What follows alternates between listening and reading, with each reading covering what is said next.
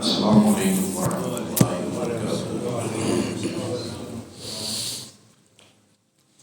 إن الحمد لله نحمده ونستعينه ونستغفره ونعوذ بالله من شرور أنفسنا ومن سيئات أعمالنا، من يهده الله فلا مضل له ومن يضلله فلا هادي له، أشهد أن لا إله إلا الله وحده لا شريك له، وأشهد أن محمدا عبده ورسوله، أما بعد فإن خير الحديث كتاب الله، وخير الهدي هدي محمد صلى الله عليه وسلم، وشر الأمور محدثاتها، وكل محدثة بدعة، وكل بدعة ضلالة، وكل ضلالة في النار۔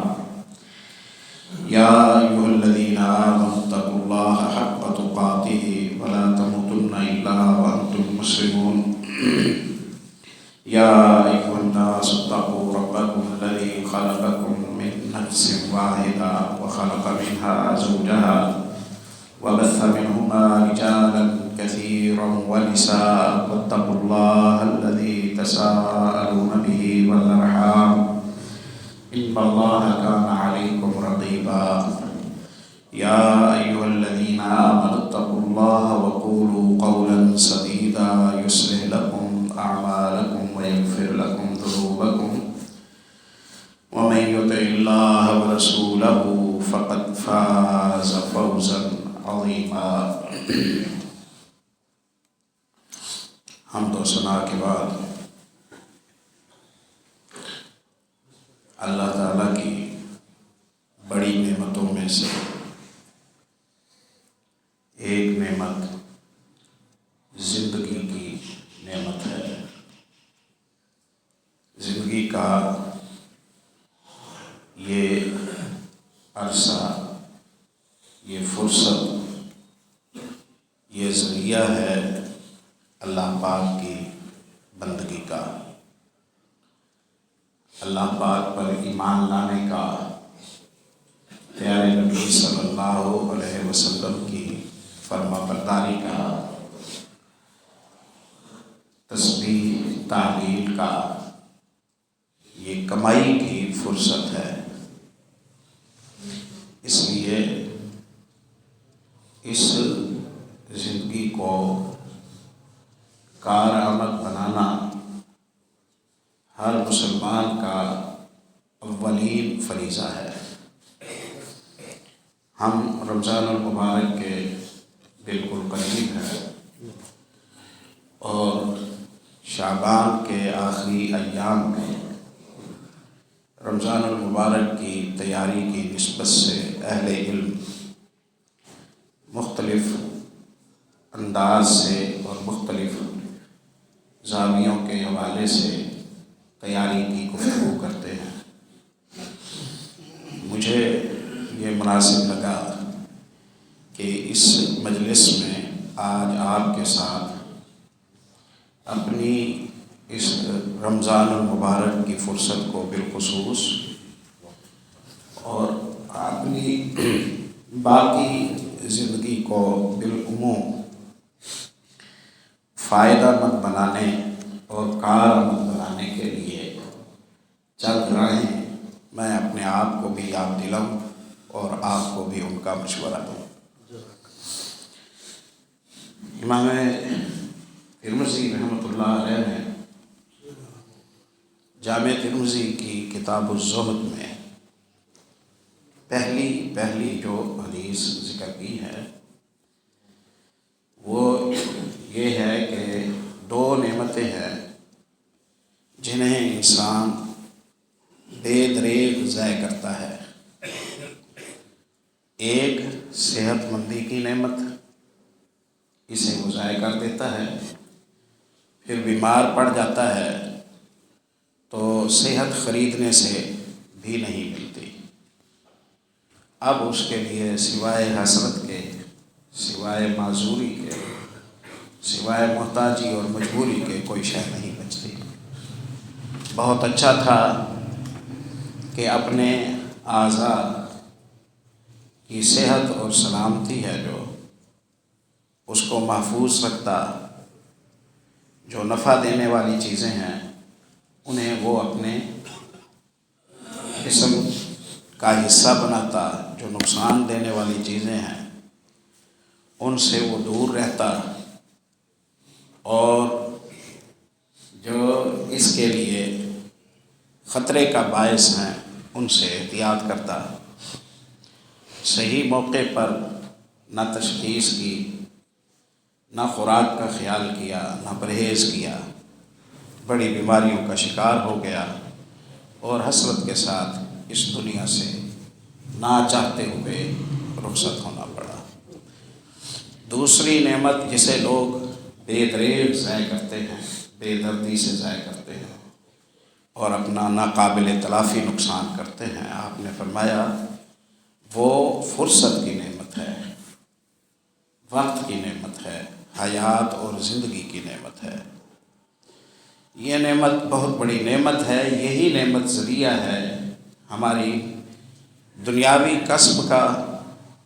کسب سے فائدہ اٹھانے کا، اخروی کسب کا، آخرت کو بہتر بنانے کا۔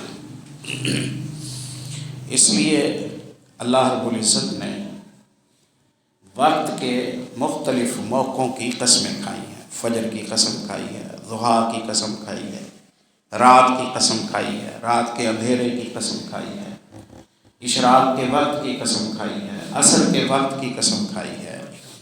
یہ وقتوں کی مختلف ساعتوں کی قسم کھانے پر مفسرین کہتے ہیں کہ اس سے یہ اشارہ ملتا ہے کہ وقت بندے کے لیے بہت قیمتی چیز ہے۔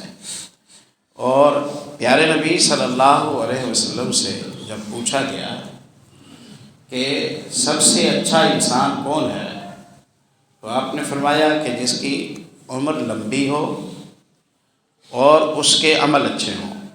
خیر الناس من طال عمرہ وحسن عملہ، جس کی عمر لمبی ہو اور عمل اچھے ہوں۔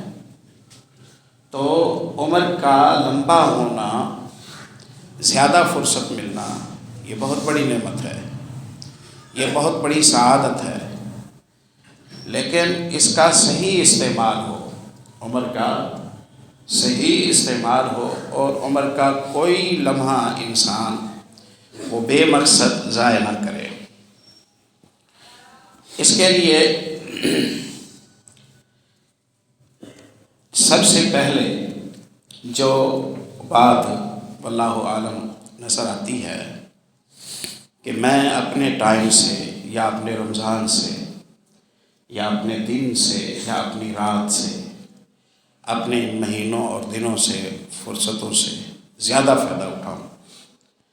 اس کے لیے سب سے پہلے اس بات کی ضرورت ہے کہ میرا اپنا رجحان بنے، مجھے شوق لگ جائے، میری پیاس بن جائے، مجھے جستجو پیدا ہو جائے، میری اپنی خواہش ہو کہ میں اپنے اس ٹائم کو جو بہت تیزی سے گزر رہا ہے اسے ضائع نہ ہونے دوں۔ جب تک مجھے خود اس کا شوق نہیں لگے گا اس وقت تک میں اسے ثانوی حیثیت دیتا رہوں گا۔ شوق کسی بھی شے کا اس وقت لگتا ہے کہ جب اس کے مفادات کا ہمیں تعارف ہو۔ میں محسوس کرتا ہوں، آپ محسوس کرتے ہیں، ہماری دعاؤں میں لذت نہیں ہے، ہمارے سجدوں میں اطمینان نہیں ہے، ہمارے ذکر و اذکار میں باقاعدگی نہیں ہے، ہمیں تسبیح و تحلیل میں مٹھاس محسوس نہیں ہوتی۔ ہم سب محسوس کرتے ہیں یہ۔ اس کی وجہ کیا ہے؟ اس کی وجہ یہ ہے کہ ہم نے اپنے ذہن کو کچھ ہموم کے ساتھ مصروف کیا ہوتا ہے۔ کچھ ہموم، ہم بظاہر ایک کام کر رہے ہوتے ہیں لیکن ہم پر وہ کام مسلط سوار نہیں ہوتا، سوار اور کام ہوتا ہے۔ یہ بس سلام پھیرتا ہوں اور پھر جا کے میں فلاں کام کرتا ہوں، بس یہ ہونے دو، اس کے بعد یہ کرتے ہیں۔ تو ہم نے کچھ ہموم اور کچھ دنیا کے پروگرام، کچھ خریداریاں، کچھ ترقیاں، کچھ پلاٹ، کچھ کاروبار، کچھ ٹارگٹ، کچھ عہدے، وہ ہم نے اپنے آپ پر سوار کیے ہوئے ہیں۔ ان کے خمار کی وجہ سے ہم اس میں سے مشکل سے وقت نکال کے آتے ہیں، سجدہ کر جاتے ہیں اور چلے جاتے ہیں۔ یعنی ہمارے زندگی کی اولین ترجیحات میں کچھ اور چیزیں ہیں، اس لیے جن کو وہ اولین ترجیحات زیادہ پسند ہیں وہ پھر بندگی میں خلل ڈال دیتے ہیں۔ دکان پر بیٹھا ہوا ہے، نماز کے لیے نہیں آ رہا، کیوں کہ اس کی ترجیحات میں جو چیز ہے وہ اسے ٹائم دینا چاہتا ہے۔ اور جن کو اللہ تعالیٰ نے کچھ قوت ایمانی سے نوازا ہے تو وہ آ جاتے ہیں، باقاعدگی کرتے ہیں، لیکن اس باقاعدگی میں تسکین اور سکون نہیں پاتے۔ سکون پانے کے لیے ضروری ہے کہ ایک مسلمان غم اور حزن سے آزاد ہو، ریلیکس ہو، مطمئن ہو۔ آپ دیکھیے، آپ کو نماز جمعہ کے لیے بلایا گیا تو آپ سے کہا گیا کہ آپ ٹائم پر آئیے، پیدل چل کے آئیے، نہا کے آئیے، خوشبو لگا کے آئیے، آپ مسواک کر کے آئیں، ایسی جگہ پر بیٹھیں جو امام کے بالکل قریب ہو۔ امام سے کہا گیا تو یہ سارا کیا ہے؟ ریلیکس ماحول ہے، یہ سکون ہے۔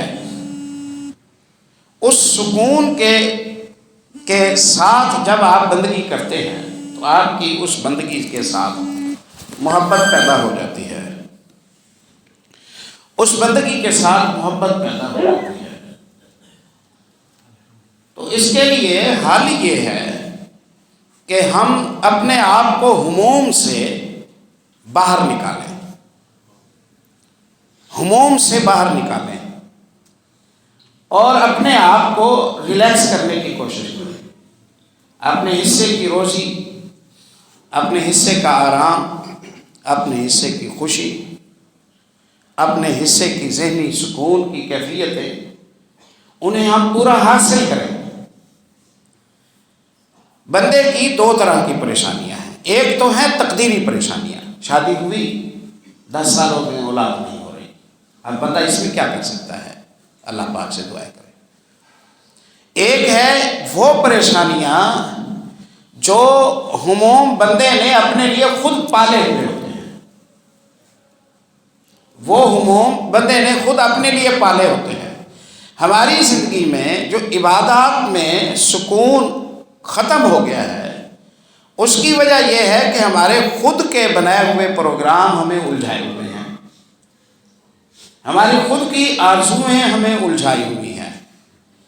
ان کا حل ہے، ان کا حل یہ ہے کہ بندہ یہ سمجھے کہ یہ جہان عارضی ہے اور کوئی ضروری نہیں کسی خاص مقام پر دنیا میں اس کا پہنچنا، اور آخری اور قیمتی چیز ہماری آخرت ہے، وہاں کا شوق لگا ہے۔ کسی نے سیدنا خالد ابن ولید رضی اللہ عنہ سے کہا نا کہ آپ پر عمر رضی اللہ عنہ نے ظلم کیا ہے، آپ نے یہ فتح کیا، آپ نے وہ فتح کیا، آپ کی بڑی مہارتیں ہیں، بڑا تجربہ ہے، آپ کا بڑا ایکسپیرینس ہے، آپ کو اللہ کی تلوار کہا رسول اللہ صلی اللہ علیہ وسلم نے، اتنی آپ کی خدمات ہیں، آپ کی ذرا بھی قدر نہیں کی، لیٹر لکھ کے آپ کو فوراً معزول کر دیا، عام سپاہی بنا دیا، آپ کو تکلیف نہیں ہوئی؟ انہوں نے کہا بالکل بھی نہیں ہوئی۔ کس چیز کے بنے ہوئے ہیں؟ آپ کو کیوں تکلیف نہیں ہوئی؟ انہوں نے کہا کہ مجھے تکلیف تو تب ہوتی جب وہ عہدہ ملنے پر مجھے خوشی ہوتی، نہ اس عہدے کے ملنے پر مجھے خوشی تھی، نہ اس کے چھننے پر مجھے غم ہے۔ وہاں بھی میں ڈیوٹی دے رہا تھا بندگی کی، یہاں بھی ڈیوٹی دے رہا ہوں بندگی کی، بات برابر ہے۔ میرے لیے پریشانی تو تب ہو جب اللہ تعالیٰ مجھے خیر کے اس استعمال سے ہی محروم کر دے، یہ پریشانی کی بات ہے۔ مجھ سے توفیق ہی چھین لے۔ توفیق تو اس نے دی ہوئی ہے، توفیق تو اس نے عطا کی ہوئی ہے، اس لیے کیا فرق پڑتا ہے کہ میں اگلی صف میں ہوں یا میں پچھلی صف میں ہوں۔ ہموم سے آزاد ہے ایک مسلمان، اور ہموم اور غموں سے آزاد ہونے کے لیے دعائیں مانگی ہیں رسول اللہ صلی اللہ علیہ وسلم۔ پوچھا بندے نے اللہ کے نبی میں کیا مانگوں؟ آپ نے فرمایا صلی اللہ العافیہ، اللہ سے عافیت مانگو۔ یہ نہ سوچا کریں کہ میں اللہ سے صحت ہی مانگتا جا رہا ہوں، اللہ کہیں ناراض ہی نہ ہو جائے کہ میں صحت کیوں مانگتا ہوں۔ آپ اللہ سے کہیں اللہ میں تجھ سے آخرت بھی مانگتا ہوں، میں تجھ سے صحت بھی مانگتا ہوں۔ صحت دینے والا کوئی اور تو نہیں ہے نا، غم سے نجات دینے والا اور تو کوئی نہیں ہے۔ اب دماغ میں چکیاں چل رہی ہیں، بلڈ پریشر ہے سنبھل نہیں رہا ہے، سر درد سے پھٹا جا رہا ہے، آنکھوں میں تکلیف ہے، تیرا حکم آ گیا سجدے کے لیے تو آیا ہوں، اب مجھے مزہ بھی ہے اس میں نہیں آتا، تو میرے سر کے درد کو ختم فرما، میرے ذہن کو سکون دے، میری پریشانیوں کو مجھ سے ڈال دے، تاکہ مجھے میری بندگی میں مزہ تو آئے گا۔ صحت مند رہنے کی ہم کوشش کریں، اپنے جسم کے جتنے حقوق ہیں انہیں بھرپور طریقے سے پورا کرنے کی کوشش کریں، اور اپنے دنیاوی جو پروگرام ہیں انہیں محدود رکھنے کی کوشش کریں۔ انہیں محدود رکھنے کی کوشش کریں تو اس کی برکت سے ہم منو بوجھ سے نکل آئیں گے، اور اب ہم تاریخ دے کر نہیں آئیں گے بس جاتا ہوں نماز پڑھتا ہوں پھر آیا میں، یہ کرتا ہوں پھر آیا میں، یہ جو جنون ہے نا اس سے باہر نکل آئیں گے۔ اب ریلیکس بیٹھیں گے، جم کے بیٹھیں گے، خوب پڑھیں گے یکسوئی میں، کیونکہ آپ کو مسجد میں دیا ہوا ٹائم، ذکر میں دیا ہوا ٹائم، تلاوت میں دیا ہوا ٹائم وہ ضائع ہوتا نظر نہیں آئے گا، وہ کارآمد بنتا ہوا نظر آئے گا، وہ کارآمد بنتا ہوا نظر آئے گا۔ ہموم سے اپنے آپ کو بچائیں، پرعزم لوگوں کے قریب رہیں، باہمت لوگوں کے قریب رہیں، ناکام لوگوں کے قریب نہ رہیں، منفی لوگوں کے قریب نہ رہیں، ٹوٹے ہوئے لوگوں کے قریب نہ رہیں، چغل خوروں کے قریب نہ رہیں،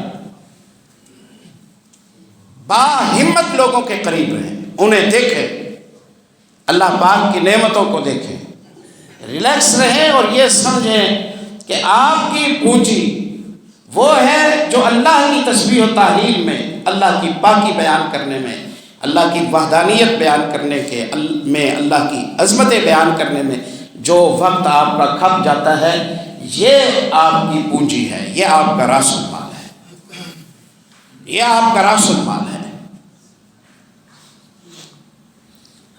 جب تک مریض خود ہم آہنگ نہیں ہوگا اپنے علاج کے ساتھ، اس وقت تک اسے اس کا علاج فائدہ نہیں دے گا۔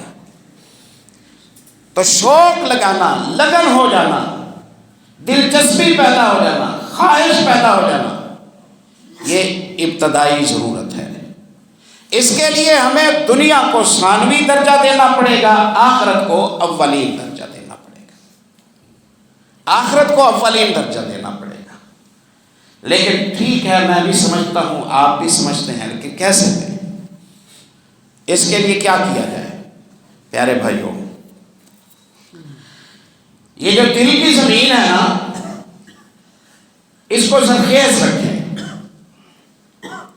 کوئی کام بھی اسباب کے بغیر نہیں ہوتا، تو دل آپ کو پورا رسپانس دے، شوق آپ کا پورا بنے، دلچسپی آپ کی قائم رہے، جی آپ کا لگے بندگی میں، عبادت میں۔ اس کے لیے آپ کو ابتداءً بندگی کو صبر کے ساتھ جھیلنا ہوگا، روزے کو صبر کے ساتھ جھیلنا ہوگا، تسبیح تحلیل کو صبر کے ساتھ جھیلنا ہوگا، نماز کو صبر کے ساتھ جھیلنا ہوگا۔ امام عبداللہ ابن مبارک رحمۃ اللہ علیہ کہا کرتے تھے کہ میں قیام اللیل تو ساری زندگی کرتا رہا، لیکن قیام اللیل میں مزہ آنے لگا مجھے 20 سال کے بعد، قیام اللیل کی انتظار رہنے لگی مجھے دیر کے بعد۔ پہلے دن ایسا نہیں ہوگا، پہلے دن تو مزاحمت ہوگی، یہی مزاحمت میرے اور آپ کے تقوی کا امتحان ہے، یہی مزاحمت میرے اور آپ کی ہمت کا امتحان ہے، ہمارے ایمان کا امتحان ہے۔ تو مجھے اور آپ کو کرنا یہ ہے کہ اکتاہٹ کے باوجود، تکلیف کے باوجود جو اپنے آپ پر اوراق مقرر کریں، تلاوت مقرر کریں، نوافل مقرر کریں، صدقات مقرر کریں، سخاوت مقرر کریں، صلہ رحمی مقرر کریں، جو نیکیاں اپنے آپ پر ڈیوٹی بنائیں، ان کو اچھے موڈ میں بھی اپنائیں، ان کو برے موڈ میں بھی اپنائیں، ان کو سردی میں بھی اپنائیں، انہیں گرمی میں بھی اپنائیں، انہیں امیری میں بھی اپنائیں، انہیں غریبی میں بھی اپنائیں۔ ایک وقت آئے گا کہ اب آپ ان کے بغیر رہ نہیں سکیں گے، ایک وقت آئے گا آپ ان کے بغیر رہ نہیں سکیں گے۔ یہ پہلی سیڑھی مشکل ہے، ہم سمجھتے ہیں اسے، یہ مشکل سیڑھی ہے، لیکن یہ سیڑھی پار کرنے کے بعد اللہ پاک کی طرف سے انعامات ہو جاتے ہیں اور بندہ نفس مطمئن پر جا پہنچتا ہے۔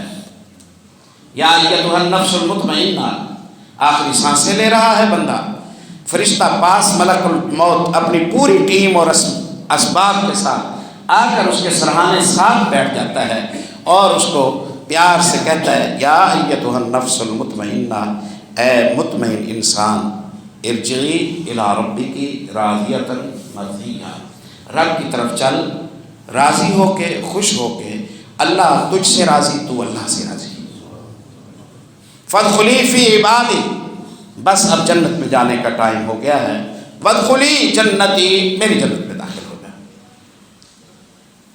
یہ اس مقام پر نفس مطمئنہ پر پہنچا، پہلے دن پہنچا، ہرگز نہیں، پہلے دن نہیں پہنچا۔ اور اس لحاظ سے رمضان المبارک سے بڑی کوئی نعمت نہیں، رمضان المبارک اس لحاظ سے بہت بڑی نعمت ہے کہ ہم چاہتے نہ چاہتے ہوئے، پسند کرتے نہ پسند کرتے ہوئے، خوشی کے ساتھ یا بوجھل انداز سے ہم روزے پورے ہی رکھتے ہیں اللہ کی رحمت سے، ہم سحریاں پوری ہی کرتے ہیں اللہ کی رحمت سے، ہم افطاریاں کرتے ہیں، ہم افطار پروگراموں میں جاتے ہیں، ہم درس دروس سنتے ہیں، ہم قیام کرتے ہیں، ہم تراویح پڑھتے ہیں، ہمیں قرآن سننے کو ملتا ہے، تفسیر سننے کو ملتی ہے، ذمہ داریاں سننے کو ملتی ہیں، تو خوراک ملتی ہے، اور یہ کافی عرصہ ہے ہمیں بندگی کو اپنے حصے میں شامل، اپنی زندگی میں شامل کرنے کے لیے، یہ کافی سارا حصہ ہے۔ مزاحمت ختم ہو جاتی۔ میں عرض کیا کرتا ہوں کہ انسانی جسم کو اللہ پاک نے ایسا بنایا ہے کہ یہ تھوڑی سی مزاحمت کے بعد اس عمل پر متعود ہو جاتا ہے، اس کا عادی ہو جاتا ہے، وہ عمل اس کی زندگی کا حصہ بن جاتا ہے۔ تو تعود حاصل کرنے کے لیے، عادت بنانے کے لیے، بندگی کو، تسبیح کو، تحلیل کو زندگی کا حصہ بنانے کے لیے ہم یہ سمجھیں کہ مجھے تو جنت چاہیے، اس لیے کچھ مشقت اٹھانی پڑے گی، اس لیے مجھے کچھ مشقت اٹھانی پڑے گی، اس کام میں ایسا ہوتا ہے، ایسا کرنا ہوتا ہے، قربانی تو دینی پڑے گی، تبھی جا کے مجھے قرب الہی ملے گا۔ یہ جب میں اپنے آپ کو سمجھاؤں گا تو میرے لیے مشکل نہیں ہوگی۔ آپ دیکھتے ہیں نا، مزدور اپنے آپ کو سمجھا لیتا ہے تو وہ اتنی بڑی بڑی بلڈنگیں بنا لیتا ہے، وہ سمجھا لیتا ہے کہ یہاں ایسا ہی ہوتا ہے، جھیلنا پڑے گا۔ اب بندگی کے حوالے سے آج میں نے اپنے آپ کو سمجھایا نہیں کہ اس کے لیے کوئی تکلیف پائی جائے، نماز کے لیے کوئی تکلیف اٹھائی جائے. جیسے تکلیف ہونے لگی میں نے نماز چھوڑ دی. جیسے تکلیف ہونے لگی میں نے فجر چھوڑ دی. جیسے زحمت محسوس ہوئی میں نے تلاوت چھوڑ دی. کیونکہ مجھے یہ لگتا ہے کہ بندگی بھی بس ایسی ہونی چاہیے کہ جس کے ذریعے مجھے کوئی تکلیف نہ ہو. میں ٹھنڈ میں سردی میں ڈیوٹی پر جا رہا ہوتا ہوں کیونکہ وہاں میں نے اپنے آپ کو سمجھایا ہوتا ہے کہ بھئی تنخواہ لینی ہے تو کام تو کرنا پڑے گا. تو فرق ہے نا. اس لیے ذہناً آمادہ ہوں مشقت اٹھانے کے لیے. اب جب ذہنی طور پر آپ آمادہ ہوں گے مشقت اٹھانے کے لیے تو پھر بڑی مشقت آئے گی تھوڑی محسوس ہوگی.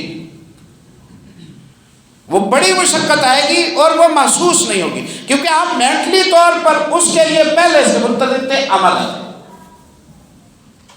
اس لیے آپ کو ذرا بھی اس کی تکلیف نہیں ہوگی. اللہ تعالیٰ توفیق نصیب فرمائے. اس کے لیے معاون حل ہے. اس کے لیے معاون حل ہے. حل آسان عبادت ہے. اللہ پاک کا ذکر کرتے ہیں. یہ آسان حل ہے.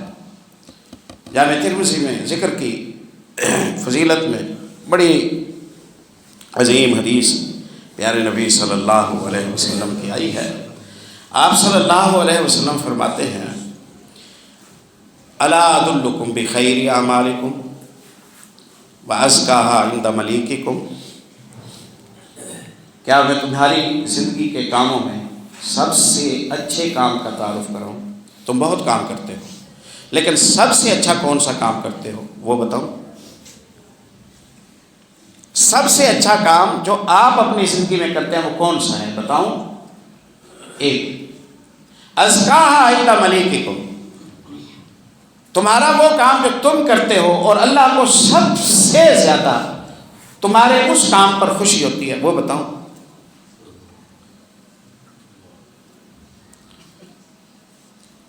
اور خیر لکم من انفاق الذهب والورق، وہ کام جو تم کرتے ہو اور اللہ تمہیں ثواب سونا خرچ کرنے کا دیتا ہے، چاندی خرچ کرنے کا دیتا ہے، بلکہ اس سے بھی زیادہ دیتا ہے، وہ کام بتاؤ. خیر لکم من ان تلقوا عدوکم فتضربوا اعناقهم ویضربوا اعناقکم. تم چاہو تو میں تمہیں ایک کام بتاتا ہوں، جو کام تم کرو تو تمہیں مجاہدوں سے اور غازیوں سے زیادہ ثواب اللہ دے. اس بندے کا جتنا ثواب بنتا ہے جو میدان جنگ میں کافروں کے خلاف لڑنے کے لیے اترا، اس کی تلوار سے ان کی گردنیں ماری گئیں، ان کی تلوار سے اس کی گردن کاٹی گئی. اس کا جتنا ثواب بنتا ہے اس سے بھی زیادہ ثواب والا کام بتاؤں.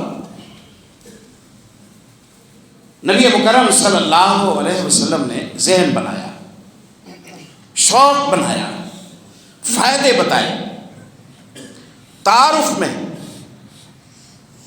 لوگوں نے کہا بتائیں، آپ نے فرمایا اللہ پاک کا ذکر کرتے رہا کرو. اللہ پاک کا ذکر کرتے رہا کرو. یہ کام تمہاری زندگی کے کاموں میں سب سے اچھا کام، تمہارے کاموں میں سب سے زیادہ اللہ کو پسندیدہ کام، تمہارے کاموں میں یہ وہ کام ہے جس کی برکت سے اللہ تعالیٰ تمہیں سونا چاندی صدقہ کرنے کا ثواب دیتا ہے. تمہارے کاموں میں یہ وہ کام ہے کہ جس کی برکت سے اللہ تمہیں مجاہدوں غازیوں شہیدوں کے برابر کر دیتا ہے.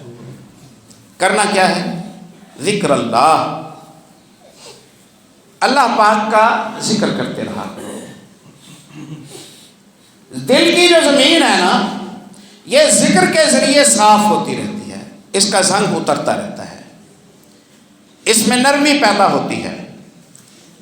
آپ کر کے دیکھیے، آپ جتنا زیادہ اللہ کی وحدانیت کو پڑھتے جائیں گے، اپنی زبان پر لاتے جائیں گے، اللہ کی پاکی بیان کرتے جائیں گے، اتنا آپ کا دل نرم ہوتا جائے گا، اتنا آپ کا دل نرم ہوتا جائے گا، اور اتنا ہی آپ کا دل مطمئن ہوتا جائے گا، اتنی ہی آپ اپنے دل میں اپنے ذہن میں سکون اور ٹھنڈک محسوس کریں گے. اب معاملات بھی اللہ کی رحمت سے آسان ہو جائیں گے، معاملات بھی اللہ کی رحمت سے آسان ہو جائیں گے۔ ذکر کو اپنائیں، ذکر کو اپنائیں، یہ آپ کی طرف سے اللہ کے ساتھ اظہار محبت ہے، یہ آپ کی اللہ کے ساتھ باتیں ہیں، یہ آپ کا اللہ کے ساتھ راز و نیاز ہے،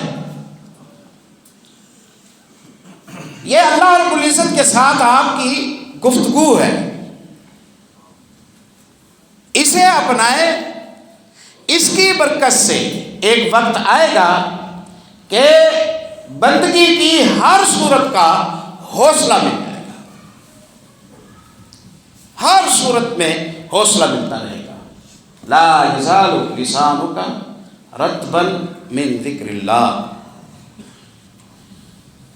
آپ کی زبان کو اللہ پاک کے ذکر سے تر ہونا چاہیے، آپ کی زبان کو اللہ کے ذکر سے تر ہونا چاہیے، ہر وقت اللہ کا ذکر زبان پر جاری رہے، چوک نہ کرے۔ اتنی فرصتیں ہوتی ہیں واللہ العظیم، اتنی فرصتیں ہوتی ہیں جن کو ہم ضائع کر دیتے، گھنٹوں کے گھنٹے ہم ضائع کر دیتے ہیں اور ہم تسبیح ہی نہیں کرتے۔ نبی مکرم صلی اللہ علیہ وسلم فرماتے ہیں آخرت میں لوگوں کے لیے وہ مجلس حسرت اور ندامت اور شرمندگی کی وجہ ہوگی جن مجلسوں کے شروع سے لے کر آخر تک اللہ کا ذکر کیا ہے۔ اس کے لیے چاہیے کہ اپنے آپ کو یکسوئی دیا کریں، تنہائی دیا کریں۔ جو بندہ گپی ہے، ہر وقت مجلسوں میں بیٹھا ہے، ہر وقت اس پر تبصرہ، اس پر تبصرہ، سیاست پر تبصرہ وغیرہ وغیرہ، ان پر، یہ اتنا بدنصیب انسان ہے کہ اس کے پاس اپنے آپ کو دینے کے لیے ٹائم نہیں ہے۔ یکسوئی دیں اپنے آپ کو، اور جب آپ تنہا ہوتے ہیں، جب آپ تنہا ہوتے ہیں، ماں بہن بیٹی وہ کھانا بنانے میں، اس کی تیاری میں 2 گھنٹے لگاتی ہے، یہ وہ کام ہے کہ اس کام میں ہاتھوں کا استعمال ہے، زبان تو خاموش ہے، نہ رہے خاموش۔ زبان پر سبحان اللہ، لا الہ الا اللہ، اللہ اکبر، لا حول ولا قوت الا باللہ جاری رہے، پورے سکون کے ساتھ، پورے اطمینان کے ساتھ، اللہ کے ساتھ اظہار محبت، وہ بھی جاری ہے، کام بھی ہو رہا ہے، سفر بھی جاری ہے، کام بھی ہو رہا ہے۔ میں اپنا اندازہ لگاتا ہوں، شاید میں 1 گھنٹہ یا 1.5 گھنٹہ تقریباً میں سفر میں ہوتا ہوں، اسی طرح آپ کا معاملہ، اسی طرح دوسروں کا معاملہ۔ اب 1.5 گھنٹے میں اگر میں صرف قل هو اللہ احد ایک سورت پڑھنے لگوں نا، تو آپ اندازہ لگائیں کہ میں کوئی 1000 دفعہ پڑھ لوں گا، 1000 دفعہ پڑھ لوں گا۔ یہ سنی باتیں نہیں ہیں، یہ تجربات سے گزری ہوئی باتیں ہیں۔ 10 دفعہ قل هو اللہ پڑھنے سے ایک محل میرے نام ہوتا ہے، میں 1.5 گھنٹہ سفر کرتا ہوں، میں 100 محل اپنے نام روزانہ لگوا سکتا ہوں۔ لیکن میں بد نظری سے محفوظ، میں اول فول سے محفوظ، میں چغلی گلے غیبت سے محفوظ۔ اور یہ کیسے ہو سکتا ہے کہ بندہ قرآن پڑھے اور اس کے دل تک وہ نہ پہنچے؟ یہ نہیں ہو سکتا۔ وہ اللہ کی پاکیاں بیان کرے اور اس کا مر جائے، یہ نہیں ہو سکتا، سوال پیدا نہیں ہوتا۔ اللہ نے قرآن پاک کی تاثیر بتائی ہے کہ اگر اللہ چاہتا تو اس قرآن کے ذریعے کلم بہ الموتیٰ، پہاڑوں کو ریزہ ریزہ کر دیا جاتا، آیت پڑھ کے بندہ پھونکتا، پہاڑ ریزہ ریزہ ہو جاتے، مردے پر پڑھ کر پھونکا جاتا، مردہ اٹھ کے بیٹھ جاتا اور باتیں کرنے لگ جاتا۔ اتنی طاقت والا کلام ہے، یہ تو اتنی طاقت والا کلام ہے، یہ ہمارے پاس موجود ہے۔ ہمارے پاس اتنا ٹائم ہوتا ہے، دکاندار بیٹھا ہے، آدھے گھنٹے کے بعد گاہک آئے گا، یہ فارغ ہی بیٹھا ہے، وہ اس فتنے کو اٹھایا ہوا ہے، ہر کسی کے پاس ہے۔ اللہ بس میں کیا اس میں عرض کروں، چل رہا ہے چل رہا ہے چل رہا ہے، دیکھ رہے ہیں دیکھ رہے ہیں دیکھ رہے ہیں، انا للہ و انا الیہ راجعون۔ بندہ جتنی اپنی بے قدری کرتا ہے، کوئی اس کی اتنی بے قدری نہیں کر سکتا۔ بہت سارا ٹائم ہے، اسے ایک طرف رکھیں، ریلیکس ہو جائیں، اللہ کی پاکی بیان کرتے رہیں، اللہ کی عظمت بیان کرتے رہیں، اللہ کی تسبیح کرتے رہیں، اسم اعظم پڑھتے رہیں، قل هو اللہ پڑھتے رہیں، قل اعوذ برب الفلق پڑھتے رہیں، قل اعوذ برب الناس پڑھتے رہیں۔ رجحان ٹھیک ہوتے جائیں گے، ذہن اچھا بنتا جائے گا، راہیں کھلتی جائیں گی، بیماریاں ٹلتی جائیں گی، ہموم ختم ہوتے جائیں گے، آخرت کا شوق بنتا جائے گا، وقت فضول قتل ہونے سے محفوظ ہو جائے گا۔ پھر دوسرا مشورہ یہ ہے کہ اپنے وقت کو دگنا کریں، 100 گنا کریں، 1000 گنا کریں۔ کچھ ایسے عمل ہیں جن اعمال کے ذریعے آپ کو ثواب تھوڑا ملتا ہے، کچھ ایسے عمل ہیں جن کے ذریعے ثواب آپ کو زیادہ ملتا ہے۔ اپنے آپ پر مسلط کر لیں کہ جو فائدے والے اضافی عمل ہے نا، انہیں تو نہیں چھوڑنا، جہاں کام تھوڑا ہو اور مزدوری زیادہ ملتی ہو۔ ہمارے پاس تو ٹائم اتنا ہی ہے نا، اسی لیے نبی اکرم صلی اللہ علیہ وسلم فرماتے ہیں، میں نے دیکھا کہ میری امت کی عمر 60 سے 70 سال، اس میں بندہ کیا کما سکتا ہے؟ اور نوح علیہ السلام کی عمر تھی 1000 سال، مورخین کہتے ہیں 950 سال کے بعد طوفان آیا اور مزید 50 سال، اتنی لمبی عمر ان کی تھی۔ زیادہ لمبی عمر ہوگی تو زیادہ عمل کرے گا بندہ، تو اللہ نے لیلۃ القدر دی، ٹائم تھوڑا ثواب زیادہ، ٹائم تھوڑا ثواب زیادہ۔ نماز پڑھی مسواک کے بغیر، ایک نماز، مسواک کیا، وضو کیا، اب نماز پڑھی، 70 نمازیں۔ کام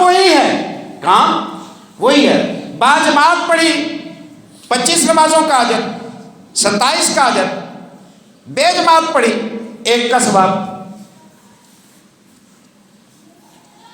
1 کا ثواب۔ اس لیے وہ عمل جو جن چھوٹے چھوٹے عملوں پر آپ کو زیادہ بشارتیں دی گئی ہیں نا، انہیں اپنی زندگی میں شامل کر لیں۔ یہ یاد رکھیں، جو تسبیح اللہ کو پسند ہے، جتنی زیادہ پسند ہے نا، اتنی وہ آپ پر زیادہ اثر کرے گی، اتنی وہ آپ کی شخصیت پر زیادہ اثر کرے گی۔ نماز پڑھی، گھر تشریف لائے، ام المومنین جویریہ رضی اللہ عنہ بیٹھی ہیں مصلی پر، دن چڑھنے کے بعد آئے تھے، 6 بجے نماز ہوئی اور 8 بجے 9 بجے گھر پہنچے، 2-3 گھنٹے کے بعد پیارے نبی صلی اللہ علیہ وسلم۔ یہ آپ بھی بیٹھی ہیں، تسبیح و تحلیل کر رہی ہیں، تھکان کا احساس ختم ہو جاتا ہے جب آپ کثرت سے ذکر کرتے ہیں، کثرت سے تلاوت کرتے ہیں، آپ کی زبان اللہ پاک کی تعریفوں میں تر رہتی ہے نا، آپ کو تھکان کا احساس ختم ہو جاتا ہے، آپ کو انتظار لگی رہتی ہے کہ کب ٹائم ملے، 10 منٹ ملے، چلو میں کچھ پڑھ لوں، 20 منٹ ملے، کچھ پڑھ لوں۔ آپ نے فرمایا آپ نماز پڑھ کے یہیں بیٹھی ہوئی ہیں؟ کہا ہاں۔ آپ نے ایک وظیفہ بتایا، سبحان اللہ و بحمدہ، اللہ کی پاکی بیان کرتا ہوں، اس کی حمد کرتا ہوں، عدد خلقہ، اتنی پاکی بیان کرتا ہوں جتنی اللہ کی مخلوق ہے، ورضا نفسی، اتنی اللہ کی پاکی بیان کرتا ہوں جتنا اللہ تعالیٰ اپنے ایماندار بندوں سے خوش ہوتا ہے، وزینت عرشہ، اتنی اللہ کی پاکی بیان کرتا ہوں جتنا اللہ کے عرش کا وزن ہے، ومداد کلماتہ، اللہ کی اتنی پاکی بیان کرتا ہوں جتنی سیاہی چاہیے اللہ کی پاکی اور اللہ کی صفتوں کو لکھنے کے لیے، میں اللہ کی اتنی پاکی بیان کرتا ہوں۔ اب اس بندے نے کیا اتنی پاکی بیان کی کہ اس پاکی کو لکھا جائے تو 7 سمندر بھی پورے نہ پڑیں؟ کیا اس نے اتنی پاکی بیان کی کہ ساری، اللہ نے قرآن پاک میں فرمایا نا کہ اگر 7 سمندر ہوں انہیں سیاہی بنا دیا جائے اور دنیا کے سارے درختوں کو قلم بنا دیا جائے، پھر اس سیاہی کے ذریعے اللہ کی صفتیں یہ قلم لکھنے لگ جائیں، سیاہی ختم ہو جائے گی، قلم ختم ہو جائے گا، ما نفدت کلمات اللہ، اللہ کی صفتیں ختم نہیں ہوں گی۔ بندے نے کہا میں اتنی اللہ کی صفتیں بیان کرتا ہوں، کی اس نے نہیں، لیکن شمار میں یہی آیا کہ اس نے اتنی کر لی۔ اگر اس کے شمار میں نہ آتا تو یہ جملہ عبث تھا، یہ جملہ بیکار تھا، یہ ایک خام خواہ کی تمنا تھی کہ اتنا ثواب مل جائے، ہونا تو نہیں ہے، نعوذ باللہ من ذالک۔ یہ جملے سکھائے نبی صلی اللہ علیہ وسلم نے۔ ان جملوں کے بولنے سے آپ جب اللہ کی پاکی بیان کرتے ہیں، آپ نے کہا صرف سبحان اللہ و بحمدہ، آپ نے صرف سبحان اللہ و بحمدہ کہا۔ اس دعا میں جو دعا ہے وہ بس اتنی ہے۔ آگے تو آپ اللہ سے کہہ رہے ہیں کہ اللہ میں نے ایک جملہ بولا ہے،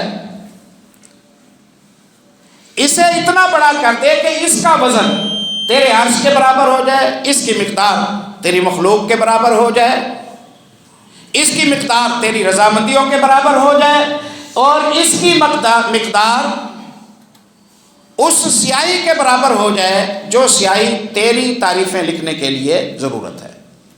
اتنا بنا دے اسے، میں اتنا کہہ رہا ہوں تو اسے اتنا بنا دے۔ سکھایا کس نے؟ محمد رسول اللہ صلی اللہ علیہ وسلم۔ کس کے کہنے پر؟ اللہ پاک کے کہنے پر۔ تو آپ کہیں سبحان اللہ و بحمدہ عدد خلقہ و رضا نفسہ و زینت عرشہ و مداد کلماتہ۔ سبحان اللہ و بحمدہ عدد خلقہ و رضا نفسہ و زینت عرشہ و مداد کلماتہ۔ واللہ العظیم، جو بندہ اللہ پاک کا ذکر کرتا ہے دنیا اس کی نگاہوں میں یکدم گر جاتی ہے، حقیر اور بیکار ہو جاتی ہے۔ وہ اس دنیا کے لیے کوئی پٹھے سیدھے کام نہیں کرتا، وہ بلند ہو جاتا ہے، وہ اونچا ہو جاتا ہے، وہ سکون و تسکین میں آ جاتا ہے۔ تو اپنے وقت کو قیمتی اس طرح بنائے کہ جو پیکج دیے ہیں نبی مکرم صلی اللہ علیہ وسلم نے انہیں اپنائیں۔ مہاجر آئے،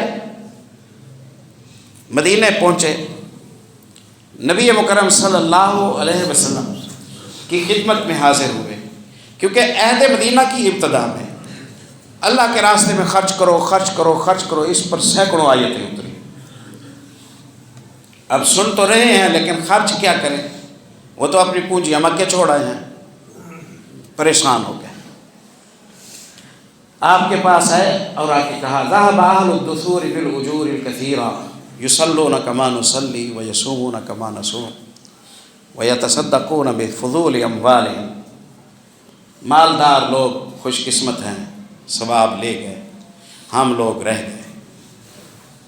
ہماری طرح نمازیں پڑھتے ہیں، ہماری طرح روزے رکھتے ہیں، ان کے پاس مال ہے، خرچ کرتے ہیں، صدقے کا سخاوت کا ثواب ملتا ہے، ہم ترستے رہتے ہیں، نہ ہوتا ہے نہ خرچ کرتے ہیں۔ آپ نے فرمایا تم چاہتے ہو کہ تم بنا خرچ کیے خرچ کرنے والوں کے برابر ثواب لو؟ کہا ہاں یہی چاہتے ہیں۔ آپ نے فرمایا آؤ میں تمہیں سکھاتا ہوں، تم ایک کام کرو، اللہ تعالیٰ تمہارے کھاتے میں بھی لکھ دے گا کہ تم نے بھی خرچ کیا۔ کیا کریں؟ آپ نے فرمایا جب بستر پر آتے ہو سبحان اللہ الحمدللہ اللہ اکبر 33 اور 34 دفعہ یہ پڑھ لیا کرو، تو گویا تم نے بہت ساری سخاوت کی۔ یہ خوش ہو گئے، یہ چلے گئے، جا کے انہوں نے اپنا وہ کام شروع کر دیا۔ انصار کو بھی بھنک لگ گئی، انصار نے بھی شروع کر دیا۔ انہیں پتہ چلا، یہ پھر آئے رسول اللہ کے پاس صلی اللہ علیہ وسلم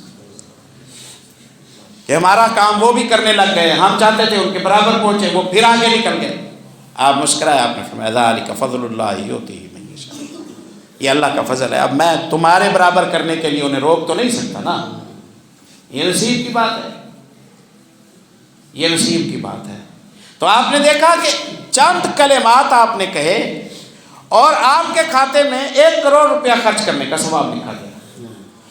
جب آپ خرچ کرنے کے لیے ترس رہے تھے لیکن آپ کے پاس تھا نہیں، جب آپ کفالت کے لیے ترس رہے تھے لیکن آپ کا ہاتھ نہیں پڑتا تھا، جب آپ بیمار کے علاج کے لیے ترس رہے تھے لیکن آپ کی گنجائش نہیں تھی، اس صورت میں آپ کو ثواب ملے گا۔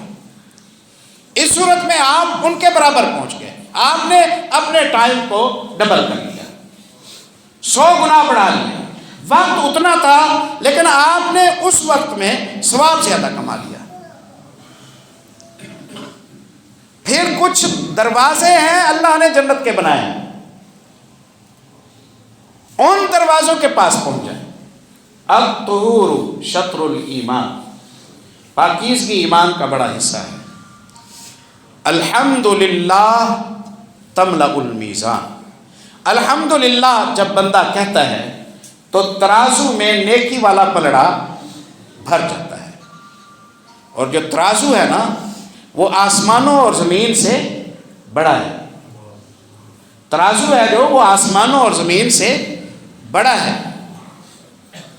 الحمدللہ تملأ المیزان، الحمدللہ تم کہتے ہو تو تمہارے ثواب سے ترازو کا نیکیوں والا پلڑا سارا بھر جاتا ہے.